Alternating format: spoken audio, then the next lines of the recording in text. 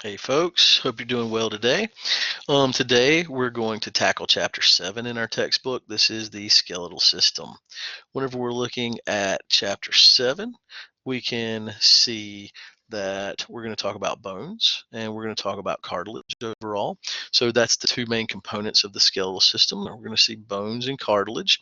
We're also going to see things like tendons and ligaments. And so this is really kind of what we're going to focus on here in this chapter. Skeleton, it is a supporting framework, but it's more than that. It's a dynamic living tissue. Again, dynamic means that it's constantly changing, and bones are not dead. They do have living cells in them, and it is a type of a living tissue. It's going to interact with other tissues. It's going to be a storage place for us to store calcium and phosphates, and then those are going to be important for things like ATP. There's the P, the phosphate, but also calcium for things like blood clotting and muscle contraction and nervous action potentials to work properly, neurotransmitter to be released properly. And so we're going to see them interacting with all sorts of other systems, and we're going to continually be remodeling the skeleton. We're going to find out, and this is something important that you should go ahead and take a note about, is that when we stress our skeleton, then it likes to remodel. The more stress that we put on the skeleton, the thicker an area gets, the more it gets remodeled. The less stress we put on an area, the thinner it gets. So again, if you don't use it, you lose it. It's kind of that concept. Now, here, as I mentioned, bones, cartilage, ligaments, and some tendons. So let's just talk about these very quickly. Bones are the main organs. These provide the main framework and also the support kind of for the body. And they're going to do some other functions, and we'll talk about it. Storage of nutrients, storage of fat, blood cell production. So there's other functions involved with bones. When we look at bones overall, there's two different types, and we've already talked about this in the tissue chapter. So hopefully you've got a little bit of knowledge you can bring in to use right here. Compact bone is on the outer layer of every bone. It is a very dense, thick bone, and it is very protective and very supportive. So a lot of the functions that we think about in general of bones are really kind of the functions of compact bone. It's the main support, it's the main protection, and a lot of times that's what we think in general about bones. It's on the outside of the bones. Inside the bones, there is spongy bone. Sometimes there's a hollow region inside of the spongy bone called the marrow cavity, but that's usually in our long bones, like our legs and our arms. And so in other bones, it's simply just filled with spongy bone inside of there. This is also referred to as trabecular bone, and I want you to know that term, trabecular bone. Drop the R and you get kind of a term for the parts of the spongy bone, trabecula or trabeculae. So those are the components of spongy bone. It looks like a sponge. So each little part of the sponge is called one trabecula, and so combined, we call it a trabecular bone, right? Now, this is inside the compact bone. This is lighter. It makes the bone lighter, so it makes it easier for us to move our bodies. It also kind of displaces the stress.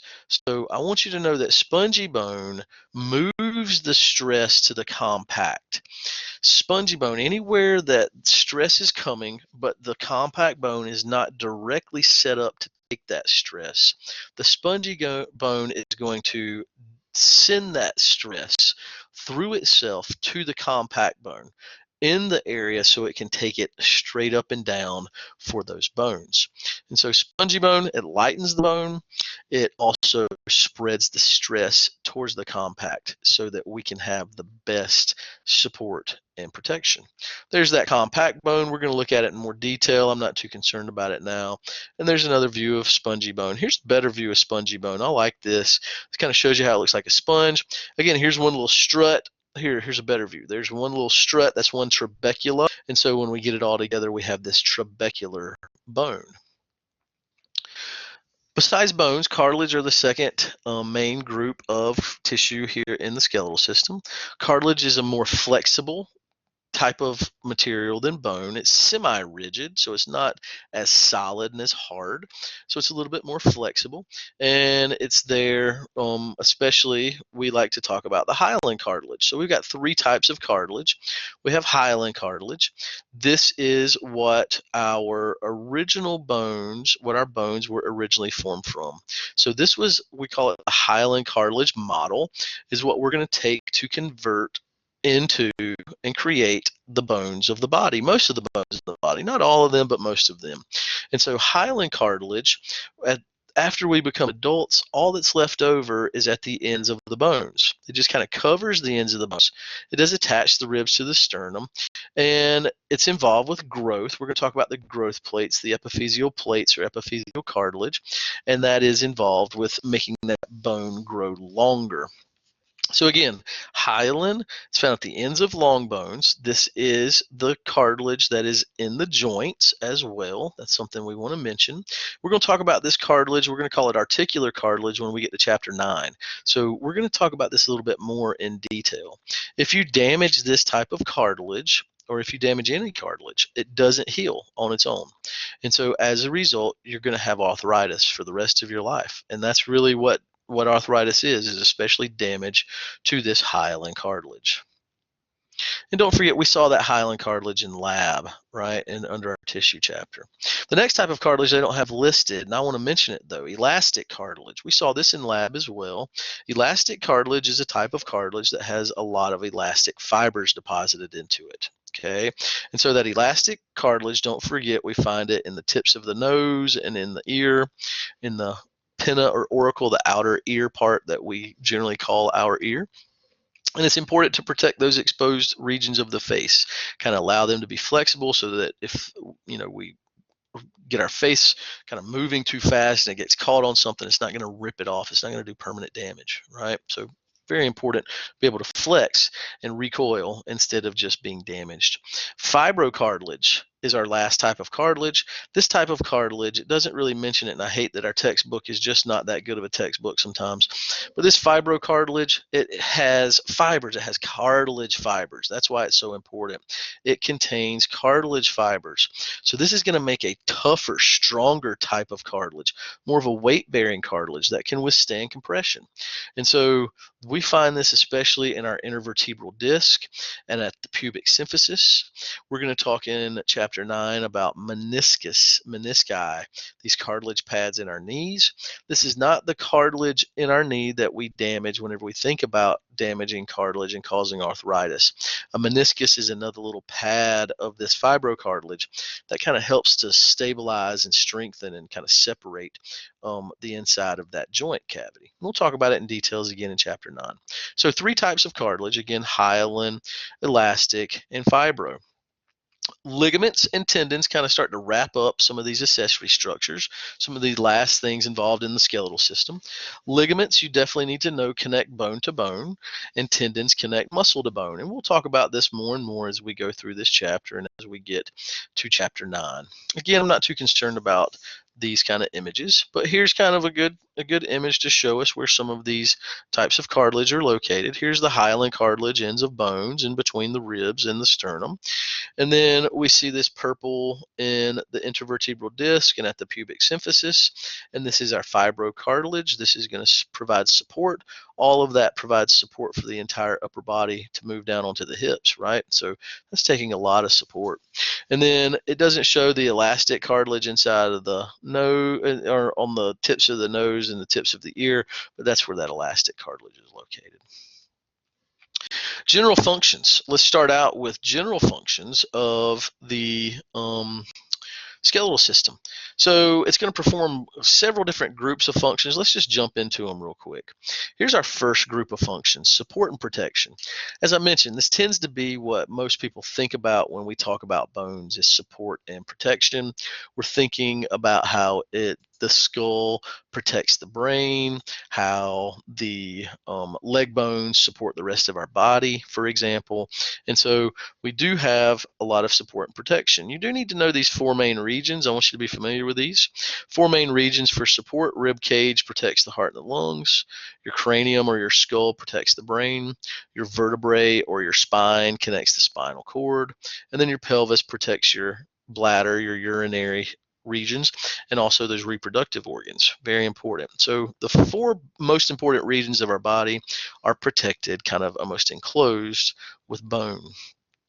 The next function is movement. Bones don't move on their own, and if they do, we got some issues. Dancing skeletons don't exist, right? So bones work with muscles. That's the key. Bones work with muscles to create movement. And so we can create movement by pulling a muscle on a bone, pulling a bone with a muscle, and then that will make that bone move, kind of like a lever, kind of like a fulcrum and a lever in physics, kind of like a seesaw almost, right? And so bones work with muscles to provide movement. And we'll talk about that a little bit more when we get to chapter 10 as well. The third big group of functions is called hemopoiesis. Hemo means blood, and poiesis means cell production. And so that's what that is. This is just the process of blood cell production. So we haven't discussed this in much detail, but again, in most bones, we're going to have compact on the outside, spongy inside of that, and sometimes we've got a marrow cavity.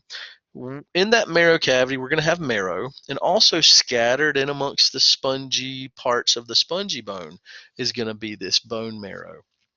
Red bone marrow, you need to know, red bone marrow specifically is where we undergo blood cell production, where we undergo hemopoiesis. So this is the place that's going to make our red blood cells.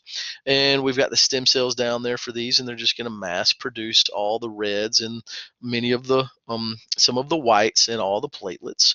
And so here, this is another super important function, red bone marrow with red blood cell production. We also can store things, minerals and energy reserves.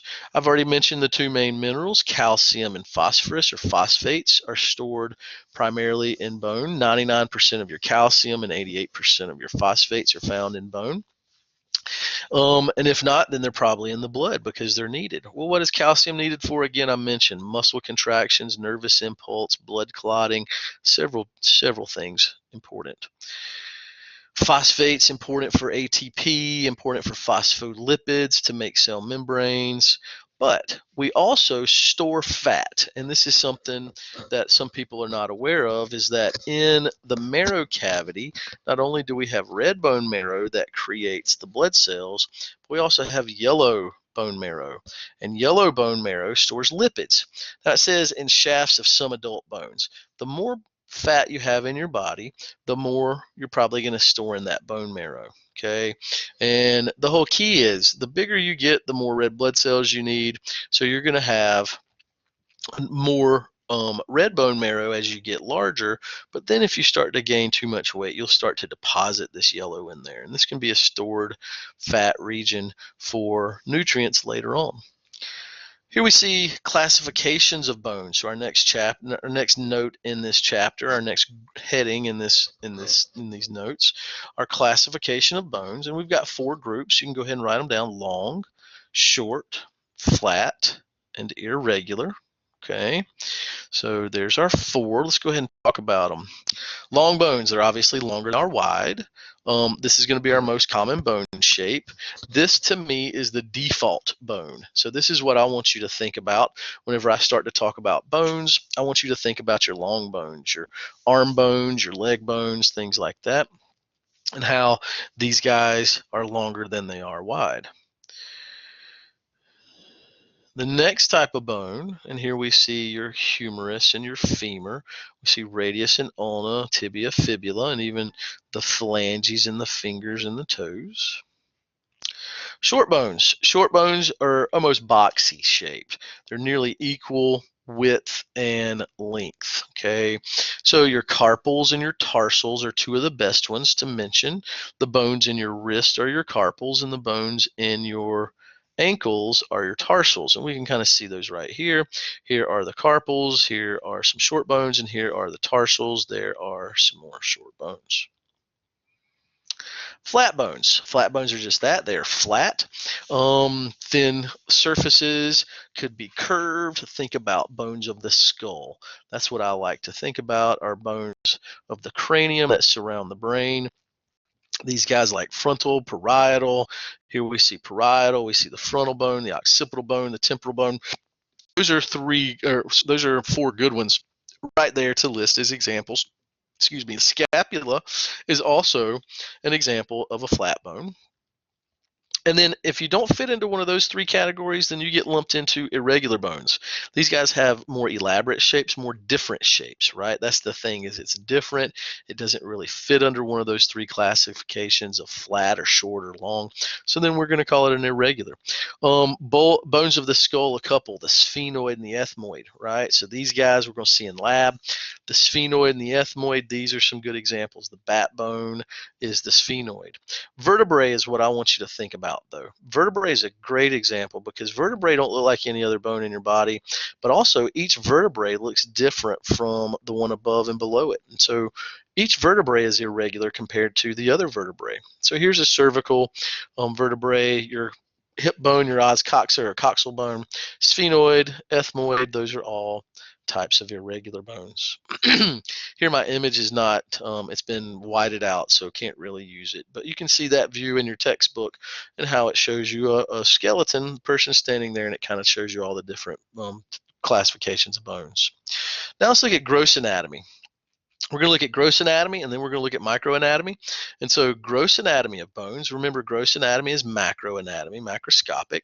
So we're looking at it with our own eyes. So what do we see if we just have them in our hands? That's what we're looking at. Remember, long bones are kind of our default. This is really kind of what we learn about, are the long bones. They're the more common. They have a shaft in the middle, and then they have two expanded ends, and we're going to learn some proper terms for those words, though.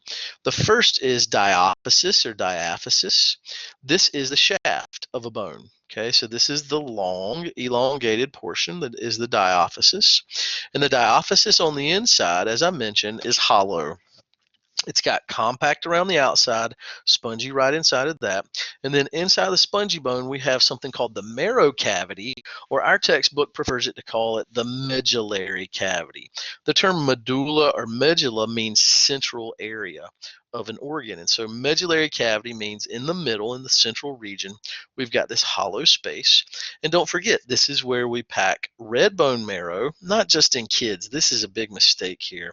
Not just in kids, but in adults too. You still have to make blood cells. Trust me, holy crap. So red bone marrow is what makes blood cells. And then yellow bone marrow, it's in both adults and kids. It's all based on fat. Yellow bone marrow is where we store those extra lipids in the bone. Okay. Now the ends of the bone, the expanded ends, are called an epiphysis. So each end is called an epiphysis. If we replace the I with an E at the end, then we get epiphyses, and that is the plural term. That is the more than one, epiphyses. So if you see that, don't be confused. It's just talking about both ends at the same time. Now, the end that is closest to your shoulder or your hip is referred to as the proximal epiphysis because it's towards the beginning, closer to your trunk. And the end that's farther away is the distal epiphysis. So the head of your femur that attaches to your hip is going to be the proximal epiphysis. And then right above your knee, it expands to create the distal epiphysis that creates part of that knee joint. Now, again, the epiphysis has an outer covering of articular cartilage. It's just our typical compact with spongy inside. There's no marrow cavity, but we always have marrow in the spongy bone. But covering the epiphysis, we have what's left of your original hyaline cartilage skeleton, and that is articular cartilage. So this is that same hyaline cartilage. that we mentioned earlier. And this is called articular cartilage because this is the cartilage that's going to come together with other cartilage to create a joint. And so, again, if this is damaged, this is what creates arthritis for the rest of your life. Now, in between the expanded end and the long portion is kind of where it kind of funnels, right? Where it kind of gets bigger, smaller, depending on where you're going from the diaphysis to the epiphysis. It gets kind of smaller to bigger.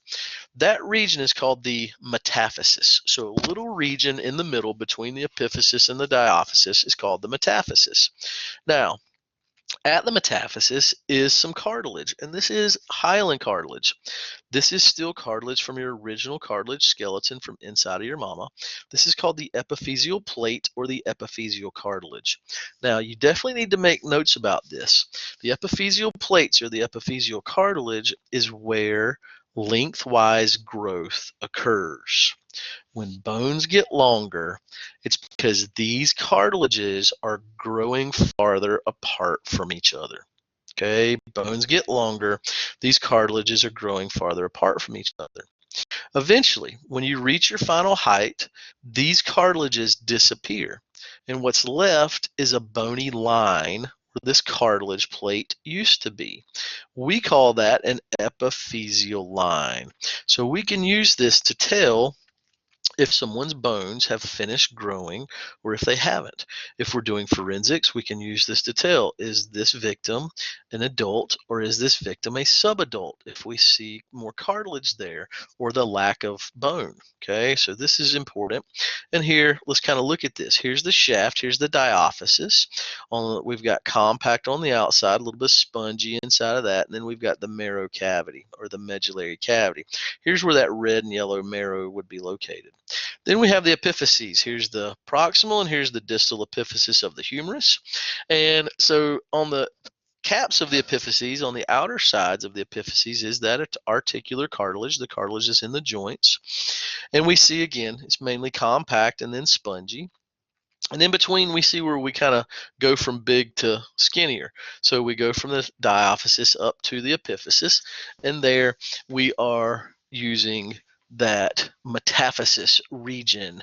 Okay, so the metaphysis again, right here we see an epiphyseal line, a line of bone, and that's a direct indicator that what we're looking at is an adult bone. If we didn't see that line, if instead we saw some cartilage, or maybe if we saw a bone out in the woods after the flesh had decomposed, for example, on a deer, then we would not see anything because the cartilage decomposes, but the bone doesn't. So you would kind of see a little nub barely stuck to the shaft, right? And so that would be a subadult bone. There again is that humerus that we were talking about. Now, oops, that went forward too much. Now, let's mention another feature of these bones, of most bones, but especially we're talking right now about long bones. This is called the periosteum. The periosteum, peri around, osteo, around the bone. This is an outer covering of the bone. And this outer covering has two layers. It has an outer fibrous layer and an inner cellular layer. Now, the outer fibrous layer, anytime we see fibers, this is important for protection. This is important for anchoring. So this protects the bone. It's going to anchor blood vessels. It kind of acts like rebar a little bit, holding things in place, blood vessels and nerves. And again, it helps to anchor even ligaments and tendons. Okay, so fibrous fibers connecting and being protecting. The inner cellular layer, if we've got cells, this is where we've got life. This is where we can grow from. So I definitely want you to know the inner cellular layer is living, and this layer is what's important for growth and also for repair and remodeling. So we're going to see some of the cells, and we haven't talked about these cells yet, so I don't care if you write them or not. But here's 3 of our types of bone cells, 3 of the 4. And these guys are what really create this intercellular layer and create that growth and that repair. Okay. Not too concerned about those perforating fibers. They just act like rebar holding it to the bone. Here you can see the outer fibrous layer. It's just kind of showing fibers. Here's an intercellular layer trying to show you little bubble cells. And here is the actual compact bone with the osteocytes inside. So here we can see that we've got some other cells living right here that are trying to kind of adjust and remodel and repair that bone when needed.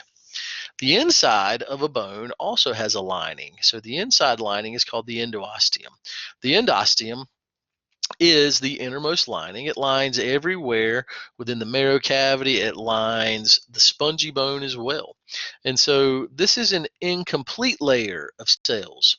Unlike the periosteum, this is not a double layer of cells. This is just a single layer of cells. And when we look at this layer is not a complete layer, right? So it's missing some cells. If we're looking at a tiled floor and we're missing a tile every now and then that's what we're talking about. There's cells missing, but what those gaps do, and this is important, that incomplete is a good thing. This allows remodeling. Okay, so that incomplete layer of cells, we got the same cells we had in the cellular layer. These guys, again, can be involved with growth, remodeling, and repair. So the endosteum is another layer where if we need to kind of remodel on the inside, use this layer, and if we remodel on the outside, then we use the periosteum. So again, here we kind of see this layer. It's a cellular layer, different types of cells in here. Here's even one of those big osteoclasts. Here's it's incomplete. So here's a gap, and that osteoclast now has the ability to reach down in here and eat away at that spongy bone. Now, we're not going to talk very much about the short and the flat and the irregular bones, but I want you to realize that these bones don't have a marrow cavity. They lack a medullary cavity. They lack their marrow cavity.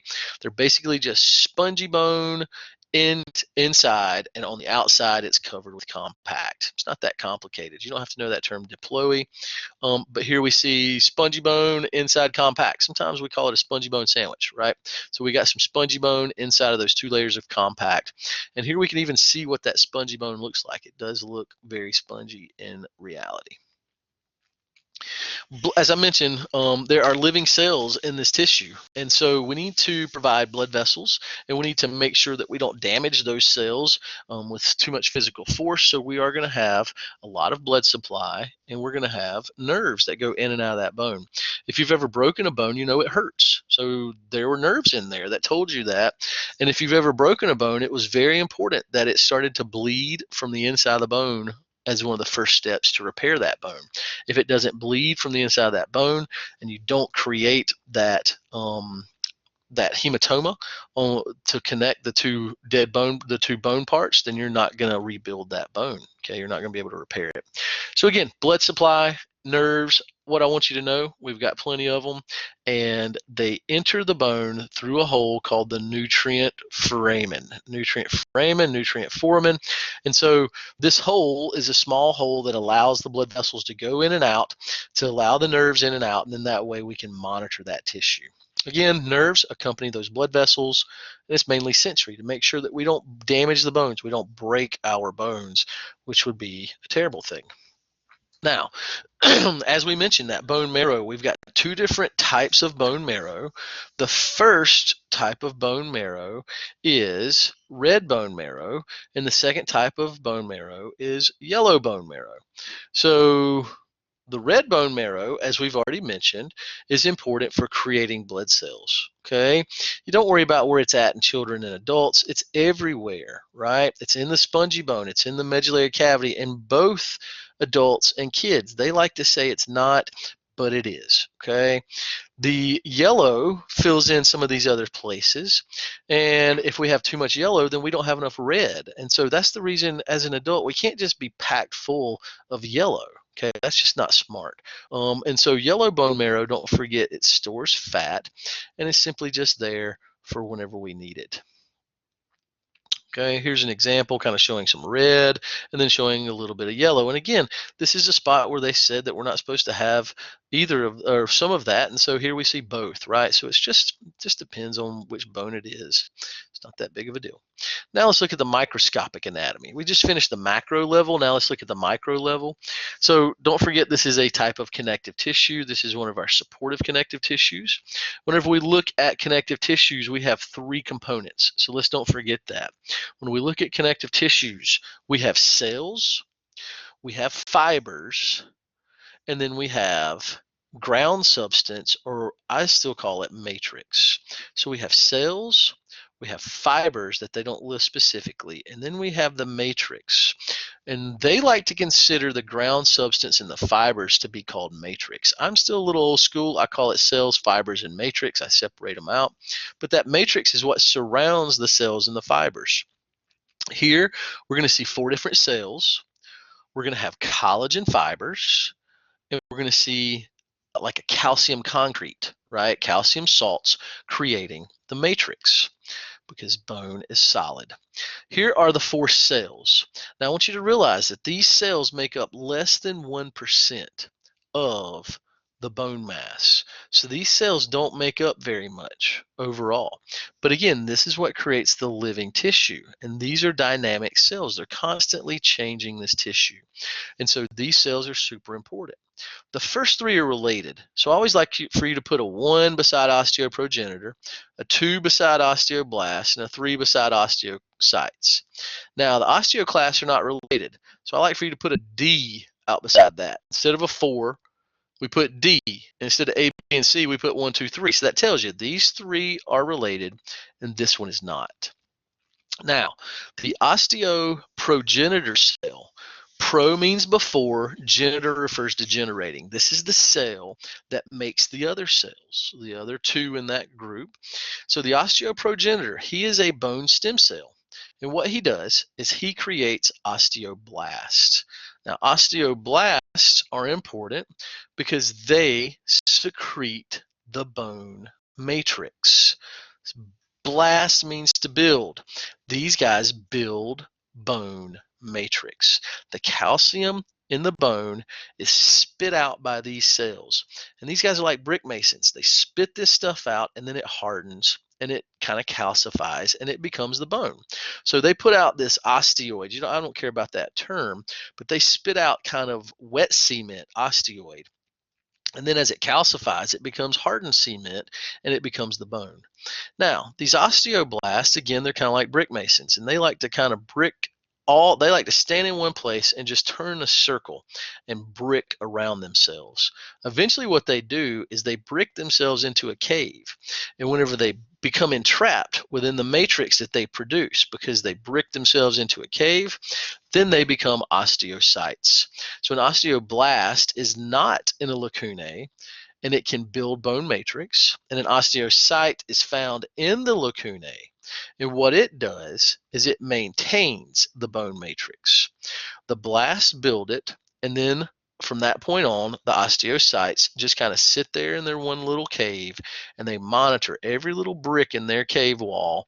And if any bricks look bad, then they're going to replace them. So again, what triggers them to do their actions is stress on a bone. Okay, stressing a bone triggers these osteocytes and these osteoblasts to deposit their bone matrix and to make the bone thicker. So if you stress that bone, it's going to get thicker. Working out, it gets thicker. Okay, this is also how our skeleton kind of formed overall as a species. Is the more we stress something, the thicker it becomes. The less we stress something, the thinner it becomes. And so that's why our form is how it is. This is not a very good image. Osteoprogenitor, osteoblast, he becomes trapped, he becomes an osteocyte. Now our last guy is that osteoclast. Now again, he is not related to the others. The osteoclast, clast means to break down or to destroy. So this guy is going to break down the bone matrix. He's kind of the opposite of a blast. Blast build, clast destroy. Now, the clast are not doing it in a bad way. They're breaking down the calcium and they're putting it in the bloodstream to be used. If our muscles, if our nerves, if our clotting system needs calcium, then we unstore it by using an osteoclast. So it's not like we're trying to create osteoporosis here and trying to break apart that bone in such a bad way that it becomes detrimental. But these clasts are involved with breaking old bone down, giving the calcium into the bloodstream, and then the blast come behind them and they rebuild it. And so the process of remodeling a bone, as I mentioned, happens all the time. We have the demo crew, the osteoclasts come in and break it down, and then the osteoblasts rebuild it back up. Now, I mentioned this not too long ago whenever we covered cells and we were talking about nuclei. Osteoclasts are the other cell besides a skeletal muscle cell that is multinucleated, that has more than one nucleus. Okay, so and that's very important that we remember that. These multinucleation allows these cells to make more digestive enzymes that can break down that calcium even faster. Here we kind of see that cell, and here he's releasing his enzymes and his digestion kind of acids, and here we can even see him eating through that layer of bone. The original line was right here, and he's eating through there. He's helping to remodel that. Now, the bone matrix, again, whenever we talk about it, I want you to go ahead and give yourself a note that, as we mentioned, less than 1% are cells. About a third of bone are going to be fibers, and the fibers are going to be collagen. So give yourself that note that collagen makes up about 1/3 of the bone. The rest of the bone, what I like to call the bone matrix or the ground substance, is mainly calcium salts. And I want you to know these two things form the bone matrix, form that ground substance. Calcium phosphate plus calcium hydroxide. Those are the two calciums you need to know. Calcium phosphate plus calcium hydroxide. And then you need to know this word right here. When they bind, they form the actual matrix, the actual ground substance. This is called hydroxyapatite, right? Hydroxyapatite is really just calcium phosphate plus calcium hydroxide. There's your hydroxide. So we just linked it all together. Okay, so this is truly what the matrix is. Now, this stuff kind of deposits onto those collagen fibers, and then it hardens, and what it becomes is basically steel reinforced concrete. The collagen acts like steel, and the hydroxyapatite crystals act like the concrete. Now, my favorite, I love candy. If you don't know this, I love candy. But one of my favorite candies is Nerd Ropes, and I hope they never stop making these. So Nerd Ropes, you got this little gummy thing in the center, and then you attach nerds to it, right? The gummy thing in the center is like the collagen, and those nerds are like this hydroxyapatite crystal. If we took a whole bunch of Nerd Ropes together and bundled them together into our hands, then that's almost kind of like what a bone is. It's a bunch of these collagens, and it's got these calcium salts deposited onto it, and which just kind of compacted together, right? So that's a good example. Now go get yourself a Nerd Rope, and things are good. If you ain't never had one, you crazy. All right. So let's move past this. I'm not going to worry about this slide. Bone formation. Okay, so bone formation, we're going to talk about this here in a minute. Bone formation is properly called ossification. The formation of bones is properly called ossification, O-S-S-I-F, ossification, I-C-A-T-I-O-N, right? So ossification is the proper term for bone formation. Part of bone formation, part of ossification, not the whole part, is the process of calcification, converting taking one tissue and depositing calcium into it. So if we deposit calcium into a tissue, then we're beginning to convert it into a bone. But this is not all that it takes. We're going to have some other steps. We'll talk about that here in just a second. It also requires some vitamins. Vitamin D and vitamin C are super important. Vitamin A is also important. And so these vitamins are important to make sure that we produce the proper bone. Vitamin D absorbs calcium into your body, and vitamin C is important for collagen. And so if you don't produce the collagen, then you're going to have some more brittle bones. Okay. We also need to eat calcium, and we need to eat phosphates. So we need to have a dietary intake of these two minerals. these two ions. Now, whenever we break the bone down, we're going to release that calcium and phosphate, dissolve it with some acids, and then add it into the bloodstream. We're going to talk about this more whenever we get to our endocrine chapter, but this is important to make sure, again, that muscles and nerves and clotting can work at its peak. Okay. Now, again, when we look at this microscopic anatomy, this is a lot of the same stuff that we did in lab. So we can come over here and we can kind of look. There's a nice image in the book, and unfortunately, it's a little bit farther back here than I expected. So here it is coming up. Here is that image, and unfortunately mine's not labeled very well, but here we kind of see the microscopic anatomy. Here's our compact bone, and here's our spongy bone, and inside of that we would see our marrow cavity. Right out here is our periosteum, and so we can even kind of see that being pulled away. So we're still going to have that same kind of look like we had in lab when we were talking about that compact bone. We're going to see these pillars that are running up and down the outside of the bone on the shaft, and these pillars are called osteons. We're going to see their central canals, but now we're kind of seeing them compacted a little bit better and actually creating that compact bone. Let's go back and let's cover this. Don't forget that an osteon is the basic compact bone unit. It's the basic functional and structural unit of compact bone. So an osteon, also called a Haversian system, you don't have to worry about that. Then this is the entire dartboard. I hate that it says appears like a bullseye target. That's bullcrap. It looks like a whole dartboard. Okay, the bullseye is the central canal. So the bullseye itself in the middle of that dartboard is the central canal. As I mentioned in lab, central canal, blood vessels, and nerves. This is where we keep this tissue living. Okay, so here's our osteon, and here is the central canal. Here is the whole dartboard, and here is the bullseye, right? Now, we have different types of lamellae. In lab, we just called them lamellae, and the ones that we called lamellae should have properly been called concentric lamellae. These are rings around the central canal. So the rings around the central canal are the concentric lamellae. Then what really makes those concentric lamellae were actually clusters of lacunae wrapped around that central canal. So we've got these lacunae, these little caves, and in the cave is where our osteocytes, where our mature bone cells live, the ones that actually keep the bone maintained.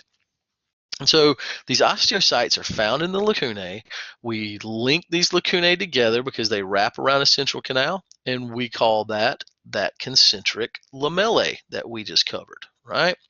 Now, there's other lamellae that are going to be involved, and we'll see those in just a second. We also mentioned the canaliculi. Okay, we saw these in lab. This is where we get the word canal from, right? So a canal is a passageway. These are passageways that go out from the central canal. They radiate out from the central canal, and they connect lacunae together, or they connect the lacunae to the central canal. And so this is really a big tunnel, and here's a good picture coming up. Here's our central canal. Here is a concentric lamellae, and here we can see it better, concentric lamellae, these black rings, kind of dotted rings.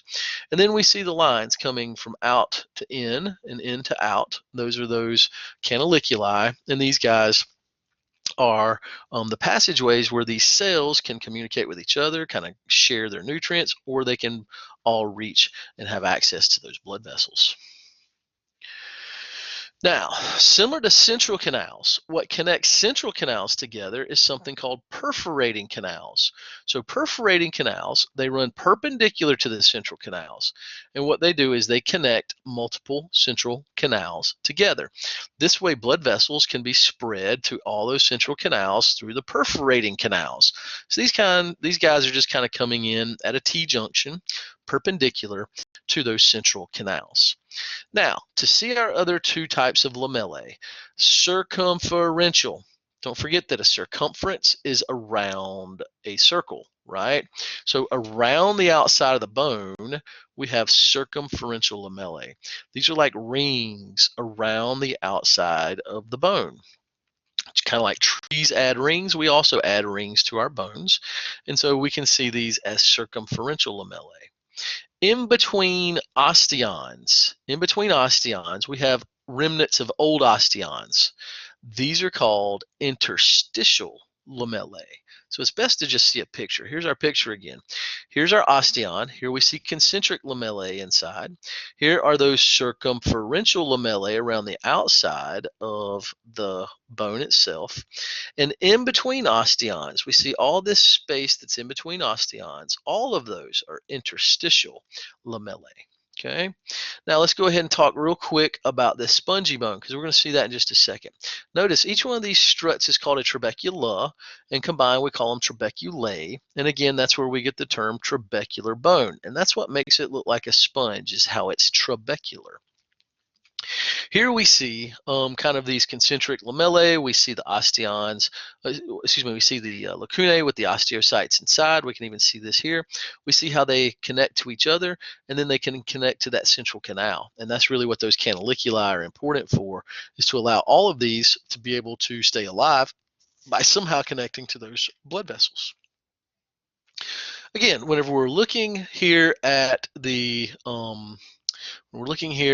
spongy bone, we see those trabecula, those little crisscrossing bars, those little struts and rods that kind of connect, and that's really what creates the spongy bone. Again, these help to move the stress to the compact, okay, because they're all strutted up in all kinds of different directions. Again, here's our great picture. Then this allows us to send that stress in a different direction. Now, if we chop one of these trabecula open, then we're going to actually see it kind of looks like an osteon even, right? So here's almost an osteon without a central canal. We still got some canaliculi that are allowing these osteocytes to remain alive. We can even see those openings, those canaliculi openings right there on the surface. So it's a very similar setup overall. Now we're going to talk about bone formation. Again, bone formation is properly called ossification. Now, this is wrong, and I should have edited this out. It is not also called osteogenesis. The process of laying down new bone matrix is called osteogenesis, okay? So osteogenesis is not another term for ossification. Don't be confused. Whenever we look at this ossification, we have two main forms of ossification. Okay, the first form of ossification is called intramembranous ossification. Intramembranous, and it's misspelled right here. It's kind of just, they did a very bad job on this set of slides. Intramembranous, here's how you spell it, intramembranous ossification. Let's just go ahead and let's talk about it. This is our first type of ossification. And again, ossification is the process of converting one tissue into bone. You're starting with another tissue, and you're going to change that tissue, and you're going to make bone out of it. Okay, and so that's what this process of ossification is. Intramembranous, again, is our first type, and then endochondral is our second type. Let's go ahead and let's jump back. Intramembranous ossification. This is our first type. We're not going to talk about it in very much detail. This is also called dermal ossification. And the reason this is called dermal ossification is because what we are converting into bone is your dermis. So if we convert dermis, a layer of your skin, into bone, what we're going to create are flat bones. So that's what I want you to know. Intramembranous ossification, or dermal ossification. Sometimes we say that they make dermal bones. And dermal bones are the flat bones of the body, in the skull, your face, your mandible, part of your clavicle. Not most of the bones in the body, okay? So again, flat bones are made by dermal or intramembranous ossification. That's all I want you to know. You do not have to know the steps or the stages of this. This is just not very helpful in the long run. But here we can see we start with dermis. We're going to add some osteocytes. We're going to add some blood vessels, start to add the blood to it with the osteocytes. That's going to start to convert that into bone. And here it even starts to look like those flat bones, compact, and spongy in between. What we really want to focus on is called endochondral ossification. Endochondral ossification is what makes most bones of your body. This begins again with what we call the hyaline cartilage model. The hyaline cartilage model, inside of your mama, your bones began as that hyaline cartilage, and you slowly started around the third to seventh month fetally, started to convert that into bone. Now, you continue to do that until you reach your adult size. So even after you leave mama, you continue to do this, convert the hyaline cartilage into bone. It's the reason babies are more flexible. Their bones are more flexible, right? Toddlers more flexible. They fall off the stuff, they don't break it. They just kind of flex and it looks bad, but they didn't break anything, you know? And then as an adult, we start to lose most of that cartilage, and what's left is just at the articular regions, that articular cartilage found in the joints. Now, most bones of the skeleton, so we're thinking long bones, we're thinking pelvis, vertebrae, okay? So most of the bones of the skeleton. Now, you need to know the steps of endochondral ossification. Here are the steps. Now, I'm going to zap through them, but what I want to point out is in our textbook, we have this figure, I think it's 7.11, and it takes us through step 1 and step 2 and step 3, and then the next page takes us to step 4 and step 5 and even step 6. And so here we can kind of put all this together and talk about these different stages. Now, if you're looking at this, you're going to notice that these numbers correlate to the same stages we're about to talk about, and they also, I want to use the same titles as these in the pictures. So this is definitely what I want you to know the stages as and what's happening in those stages. So let's go back and let's start with stage 1. In stage 1, your fetal hyaline cartilage model develops. So inside your mama, 8th to 12th week embryonically. So you are starting to create the cartilage skeleton. You're going to continue to make that cartilage skeleton, and then you're going to start to replace it.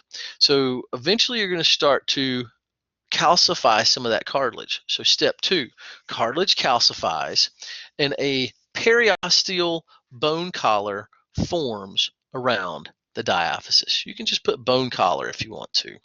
So we start to calcify some of the cartilage, but we mainly are calcifying it just around the outside, the periosteum, the outer area of the shaft.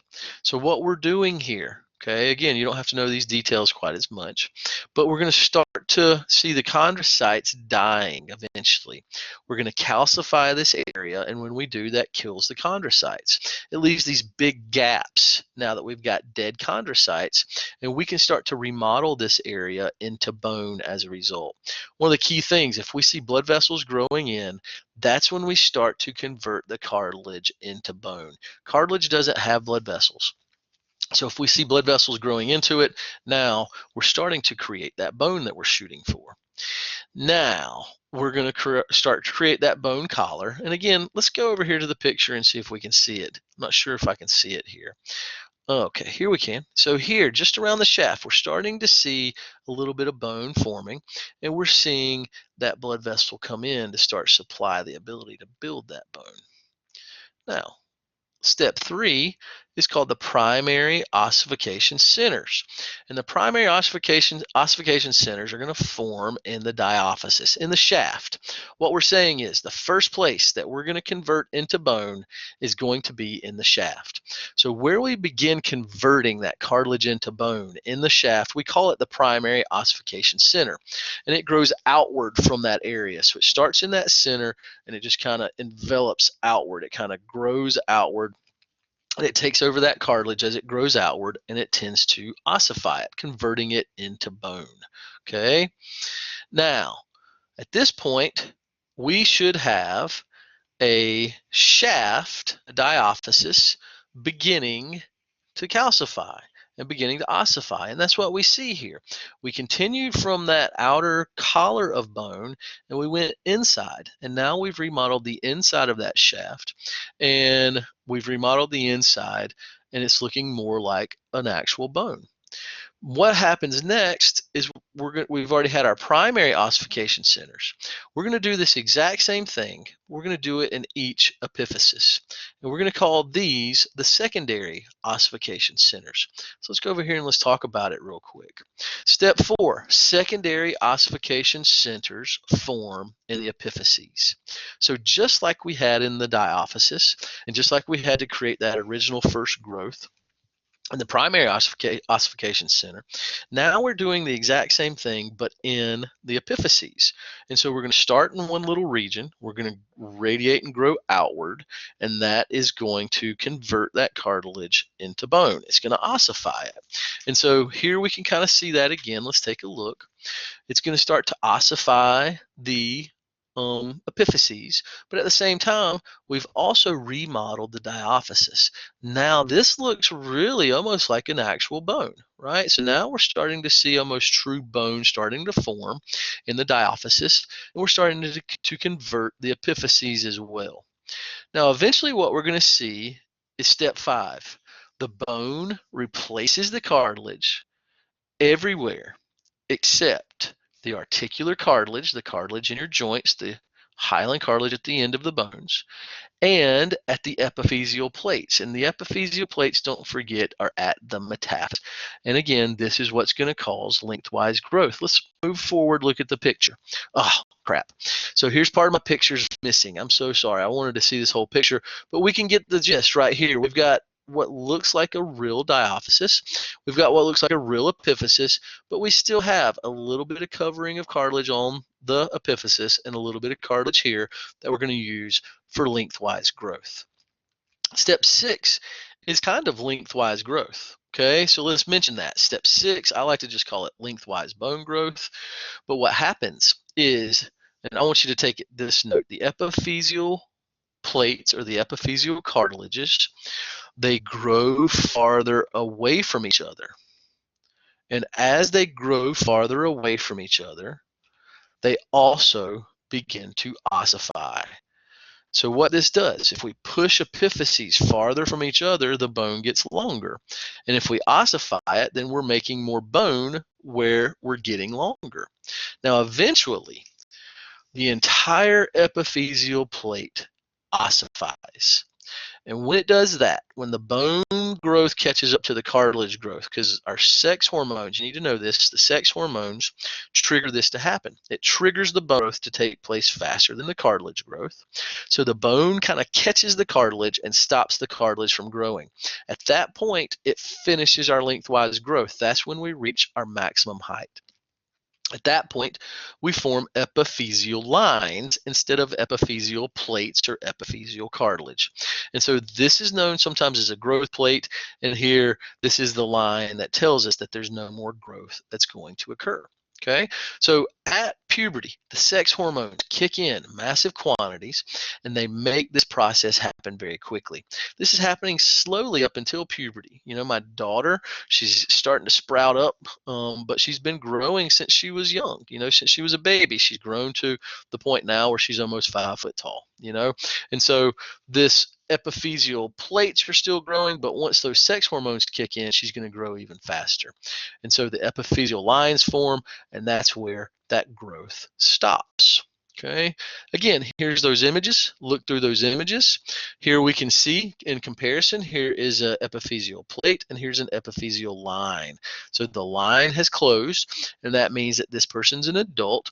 And we can compare it in the textbook, and you can see this one's smaller and this one's not. Again, here's a little example. You see how this is not connected right there. There's the epiphysis, and here's the diaphysis, and the metaphysis is not connected. It's because that's cartilage. Cartilage decomposes. Bone does not. It takes a long time for bone to decompose, years and years. Cartilage decomposes with the flesh. And so as a result, if you ever saw this out in the woods, then you knew that was an adolescent of whatever that bone belonged to. And again, that's what forensics analysts will use to kind of figure out the age of a skeleton. Okay.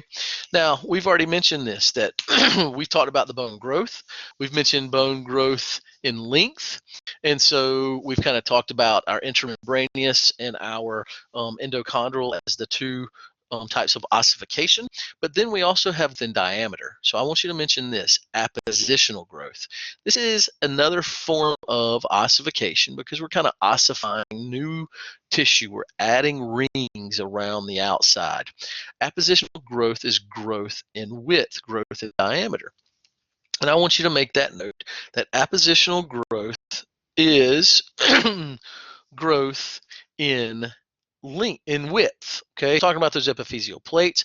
It's talking about the process of growing in length, but we're kind of moving on. We're going to start talking about growing in width. We've already talked about this. Again, the sex hormones are what trigger a lot of this. Here we can see very loose bones. We can see how these epiphyses are not connected. This is a juvenile. If we saw very compacted carpals and we didn't see all of these missing regions on the bone, those epiphyseal plates, then that would be an adult, right? And as I mentioned, forensics uses this a lot. If there's no connection between there, that's an open union or no union. If it's completely fused, then that's called a complete union. And if it's somewhere in between, it's a partial. And so obviously, younger is going to be open, older is going to be complete, and there in between is where we're seeing that growth, from maybe a toddler to teenage years. Okay. Now here's where I was leading to, but it cut us off, and so kind of got a little distracted.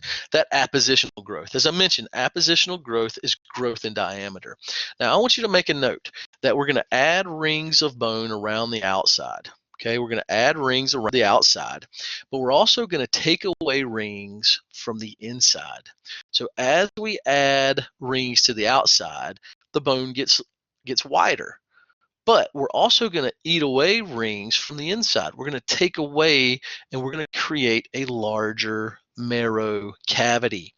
If you're an adult, you need more blood cells than a kid does, than an infant does. So you need more red blood cell production region. You need more marrow cavity. So as a result, we're going to make the bone wider, but we're also going to make the marrow cavity larger so we can provide that marrow to make sure that that person keeps alive, making those blood cells. Bone remodeling. As I mentioned, bone is constantly remodeling. The more you stress it, and this is always an important fact, the more you stress it, the more it remodels.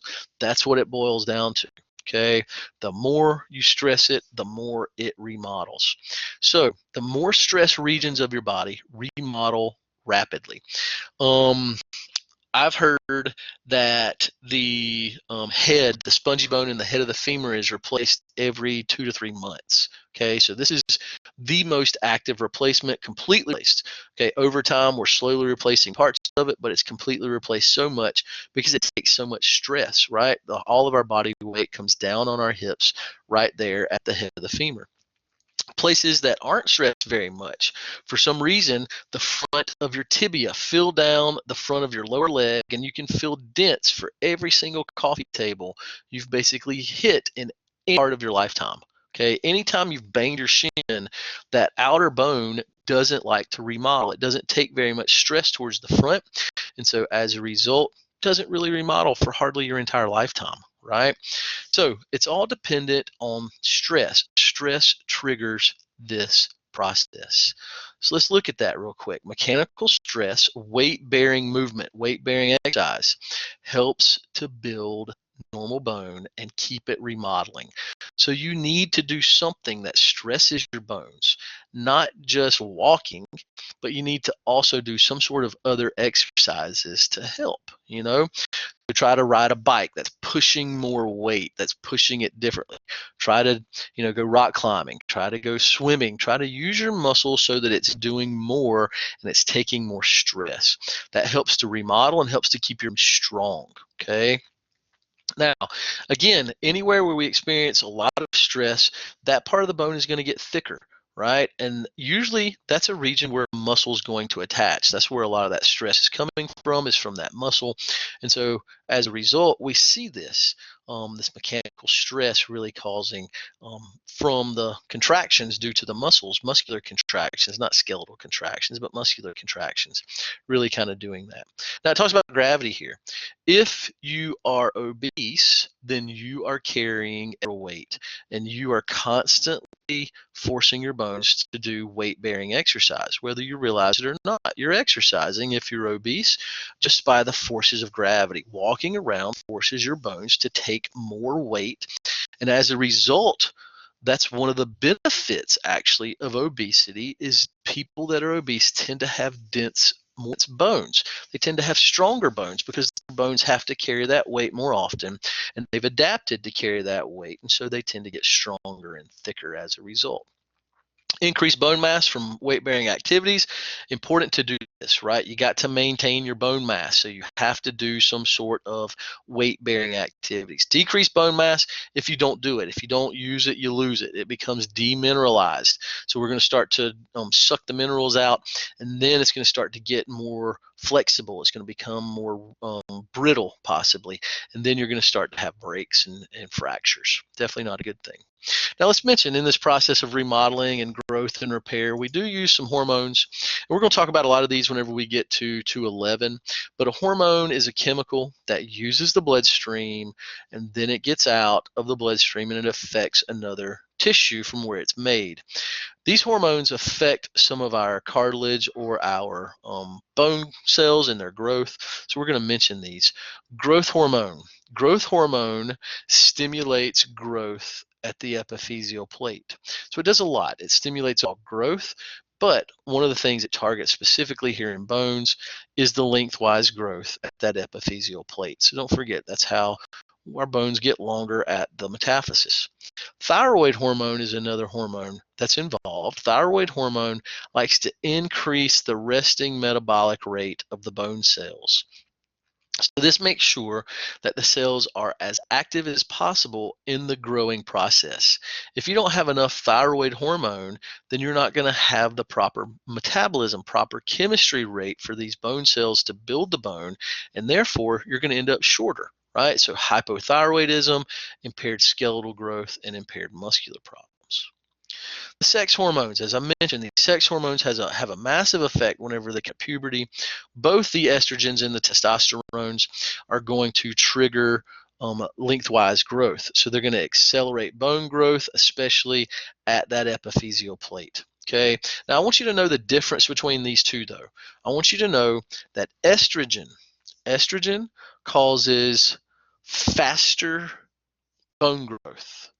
Estrogen causes faster bone growth. Now, if you have faster bone growth, then you do not grow for as long of a period of time. So I want you to know that females, this is why they get taller before males, but they reach a shorter final height. They get taller, they grow faster than males. They shoot up faster than the males, but then they reach a shorter final height. Testosterone causes bones to grow slower. So as a result, there's a longer time to grow. So males, they don't shoot up as fast as females. It takes them longer. Little girls in middle school start to get taller, but then they hit their final height. And the little boys are shorter than them in middle school, but then in high school, the little boys get taller and they keep growing. And the little girls, they just keep that same height, right? And so as a result, testosterone is slower growth, but it allows for a longer growth time frame. So that means overall, men are going to get taller simply because they have a longer time frame to grow. Okay, so both of these trigger that growth. Estrogens trigger it faster than testosterone, and that's why females are shorter overall and males are taller overall. Cortisol, glucocorticoids, but cortisol is important, okay? High amounts increases bone loss. We experience high amounts of cortisol if we are stressed all the time. So stress can actually start to create an osteopenia or osteoporosis type situation, a bone loss situation that can lead to a fracture. Definitely not good. Serotonin. Serotonin is a neurotransmitter in our brain. It's our happy medicine in our brain, but it also can act as a hormone. And so serotonin binds to bone, and it helps to regulate normal remodeling. So that's what I want you to know. It helps to regulate normal remodeling. And so it just makes sure that the cells develop properly. We're also going to use two other hormones, okay? So I want to mention three, but we're really going to focus on two, okay? This first one is calcitriol or calcitriol. Calcitriol or calcitriol absorbs calcium and phosphates into the body through the intestines. So this hormone gets those two in. Calcium is required for, obviously, for normal bone growth, but it's also required, as I keep mentioning, for muscle contractions, including in the heart, for clotting, for neurons to do their things. So very important. So calcitriol or calcitriol is what helps us absorb the calcium into the body to begin with. Then we have two other hormones, calcitonin and parathyroid hormone. Calcitonin and parathyroid hormone, these do different things. So I want you to know that calcitonin lowers blood calcium. Calcitonin lowers blood calcium, and parathyroid increases blood calcium. So what that means, calcitonin, if it lowers it, it means it actually helps to store it in the bone. Calcitonin helps to trigger osteoblast, to build more matrix. If we put it in the bone, it's not in the blood anymore. Parathyroid is trying to raise the levels of calcium in the bloodstream. So parathyroid is trying to trigger more osteoclast activity, get more breakdown than build up, and then that way we can release it into the blood. And so we'll look at this again in lecture, and we'll look at this again in 211. We'll talk about this and then that process. I'm going to skip through a lot of this right now because I don't want you to know all of this completely. Okay. Rickets, you're going to tell me about it in the pathos sheet, so I'm not going to focus on it, but it's a vitamin D deficiency.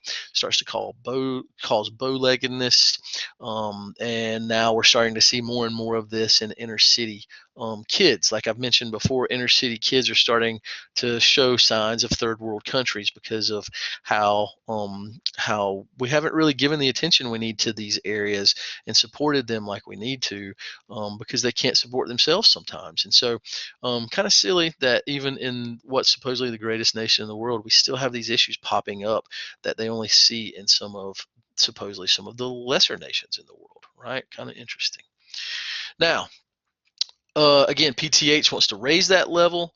Calcitonin, on the other hand, wants to lower that level, and so calcitonin wants to drop how much is in the bloodstream. Now, I do want you to know that there's three targets to these. There's the intestines, there's the bones, and the kidneys. And you can see the intestines is where we get the calcium in, the bones is where we store it, and the kidneys is how we get it out. So if calcitonin wants to decrease what's in the blood, we want to not let as much in the intestines. We want to take it from the blood and deposit it more into the bone. And then if we've got too much in the blood, we want to release it more in the urine. And if we do all three of those at the same time, then we have lowered how much calcium is in the bloodstream. PTH is the opposite. It still affects the intestines, the bones, and the kidneys. But here, if we're trying to increase how much is in, we want to get more in overall, and we want to let less out overall. And that's going to help us build more in the body. So increase absorption at the intestines, decrease release in the kidneys, in the urine. But then we also don't want to store it. We want to unstore it from the bones, because in the body, we basically have it either in the bones or in the blood.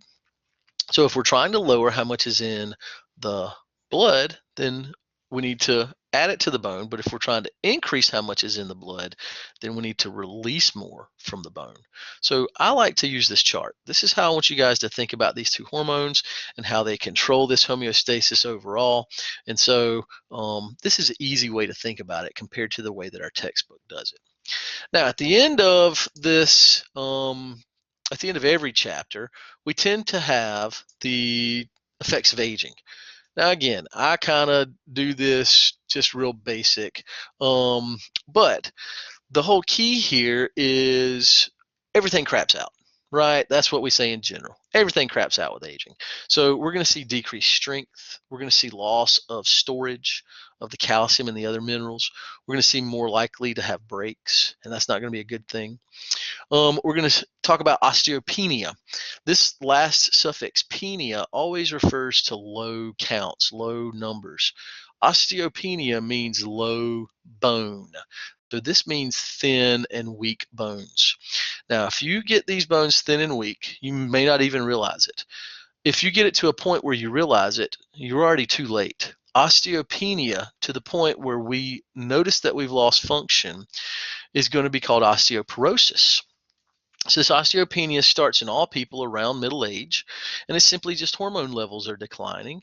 And so we're going to start to see the blasts decline as the osteoclasts keep doing their thing.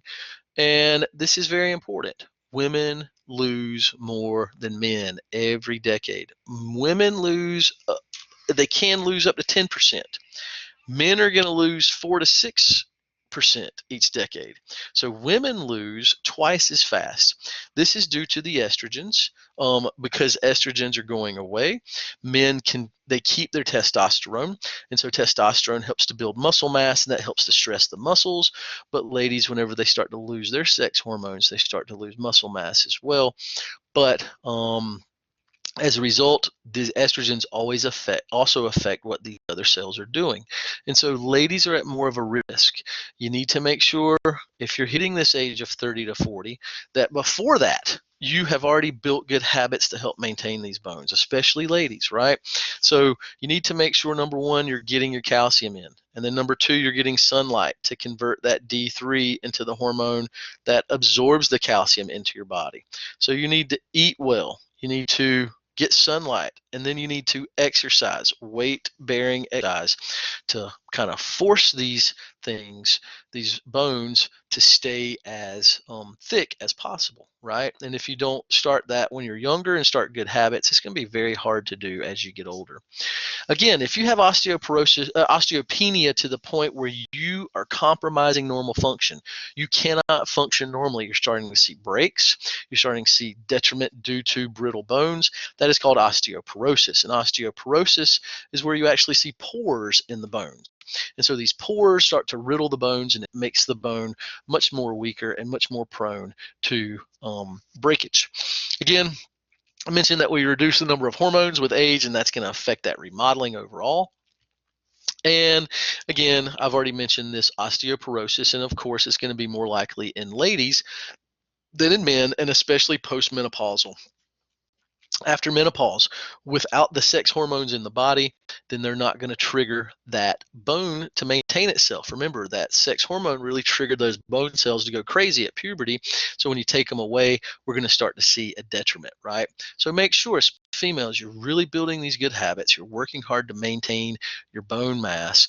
If you're a Caucasian that smokes, then you're definitely in crappy shape. You're in the worst shape for this. So you need to stop that. You need to stop smoking as quick as you can, and that's going to help reduce the incidences of fractures. Okay, so fractures, little old lady broke her hip. You've heard of that before, and it's usually the little old lady more often than the little old man broke his hip, right? And that's because females tend to experience this more often. Speaking of breaks, a break is referred to as a fracture. So let's talk about some of the types of fractures. I'm not too concerned about this stress fracture right now. Let's just skip that. What I want to talk about first are these two. Okay, don't worry about pathologic. Okay, what I want to talk about, simple versus compound. These are our first two groups of fractures, a simple fracture versus a compound fracture. So any fracture can be one or the other. Okay, a simple fracture, the bone does not break the skin. Compound fracture, bone piercing skin. Which one's more dangerous? Bone sticking out of skin, obviously. Infection, dangerous situation, right? Not a good thing. If you have heard about Alex Smith, the quarterback for Washington football team, he had a very gruesome compound injury where both of his tib and his fib and his lower leg were broken, and they were sticking out. He had some serious infection. It's taken him over a year to fight off these infections just so he can get back into shape to try to play football. So the break was not the worst of it. The infections kept him in the hospital forever, just about. Now, besides simple and compound, I want to mention displaced versus non-displaced. The other option, besides simple and compound, all fractures can be simple and compound. Pretty much all fractures can also be displaced or non-displaced. Most all fractures. And so, as a result, Displaced means the ends of the bones that are broken are no longer matching up. Non-displaced means that they're still matching up. Here we see a displaced fracture, right? So we see this displaced compound fracture. Bones are separated and now it's sticking out of the skin. Here's more of a non-displaced. The bones are still relatively in the same shape, the same order, okay? Now, I want us to go through and I want us to talk about some of these. Sometimes we can also classify a lot of our breaks on our, especially on our long bones, with spiral versus transverse fracture. So let's talk about that group real quick before we move on. A spiral fracture versus a transverse fracture. Transverse, straight across the bone, right? Straight across the bone. And a spiral fracture spirals up the bone. Now, obviously, a transverse fracture is what we call a clean break, and a spiral fracture is not, right? Now, a spiral fracture is going to require a lot more surgery, okay? It's going to require a lot more money to heal, and a lot more time to heal. Old school ski boots used to cause a type of transverse fracture called a Potts fracture. So give yourself that note, Potts fracture, a break right above the ankle on the tib and the fib. This used to be common with old school ski boots. Your skis get stuck in the snow, you keep going down a hill, you bend above the ankle and you snap it, a transverse fracture. Orthopedic surgeons got together with the boot companies and they changed how the stresses were applied. Now the stress is spiral up your leg. So now new school ski boots cause spiral fractures. They're less likely to fracture, but if you do fracture, you're going to have a much more complicated fracture to try to heal. Definitely not a good thing, okay? Let's roll down through here and let's talk about some of these. So the first one that I'm going to talk about is a Coles fracture.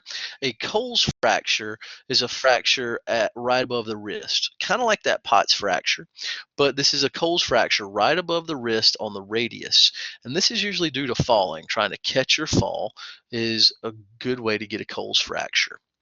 Another type of fracture I want you to know is a compression fracture. You don't have to know all of these in this list, but I want you to know the ones that I'm pointing out. Compression fracture, you compress a bone and it basically compresses it. It squishes it. It kind of destroys that bone. Here's a vertebrae, here's a vertebrae, here's a compression fracture. That vertebral body has been completely squished. Not a good thing. Epiphyseal fracture. This takes place at the epiphyseal plates, and at those epiphyseal plates, we know epiphyseal plates are only there for adolescents whenever they're growing taller. And so if that epiphyseal plate fractures, then that cartilage is kind of fractured in the middle and it may dislocate the epiphysis from the diaphysis. The good thing is if these are rejoined, as long as this is rejoined, it should start to regrow and there should be no problems with growth. If you have an epiphyseal fracture and it's not set properly, it's not maintained, right after that fracture. For example, in your leg, if you had that, then one leg may grow faster than the other one. And so one leg could be a little bit longer than the other even. And so if you've ever heard of that, that's how that can take place. Okay, so those are the main ones that I want you to be familiar with. Not all of them, maybe half of them. So remember those. Fracture healing, last component before we're finished. Fracture healing, 4 steps. We're going to use very similar to our ossification. We're going to use this image, and we're going to use the titles for these steps as the titles for our steps that we're going to take. The first step, a fracture hematoma forms. Fracture hematoma is a blood clot inside the bone, and we see that here. Here's that fracture hematoma. Now that's important. If that blood clot doesn't form, then the ends of the bone are going to die, and then that bone will not grow back together. Then we're going to have some sort of surgery.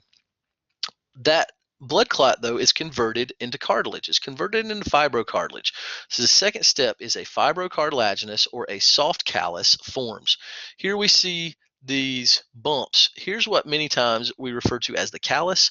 But again, this thick, tougher region on their palm or thick, tougher region in this bone is now going to be called a callus.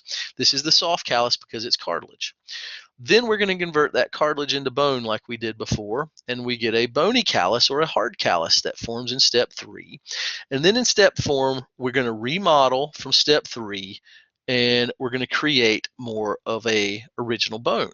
Okay, we still may have a little hump on the outside, little bumps on the outside, and over the years that may remodel itself. But again, let's go back and let's look at these steps. I'm not going to make them too complicated. Step one was fracture hematoma forms, and again, then we're going to convert that into the fibrocartilaginous callus, and then that fibrocartilaginous or soft callus we're going to convert into that bony hard callus, adding some blood vessels and adding some cells, and then eventually we're going to remodel it, recreate the marrow cavity, recreate the spongy bone, and recreate that compact bone, and then we've got our repaired bone. Okay, so that's it for this chapter, chapter 7, and this has been a lot of information, but hopefully you got all that and it was not that difficult. If you have any questions or concerns, don't forget to get in touch with me, but keep studying, answering your study questions, and kicking some of that butt, right? Let's focus on getting great grades on this test that we're going to have before too long. All right, have a great day.